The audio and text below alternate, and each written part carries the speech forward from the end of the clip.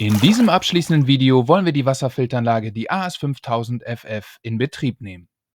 Dafür öffnen wir zuerst den Warmwasser- und dann den Kaltwasseranschluss unterhalb der Spüle und öffnen vorsichtig den Hebel am Kaltwasseranschluss. Das Wasser fließt jetzt in die Anlage.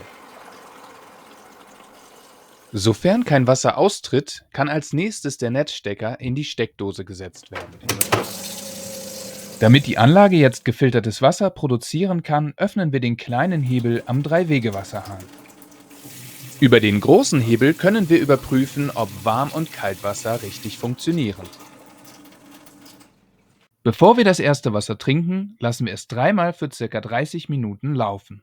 Kleiner abschließender Tipp: Wer zuvor eine Anlage mit Aktivkohle-Nachfilter benutzt hat und den Geschmack gewöhnt ist, kann auch hier bei dieser Anlage einen Frischefilter ergänzen. Wir können die Anlage jetzt in den Unterschrank setzen und ab sofort beste Wasserqualität genießen. War das Video hilfreich für dich? Dann würden wir uns natürlich freuen, wenn du uns den Daumen da lässt und unseren Kanal abonnierst.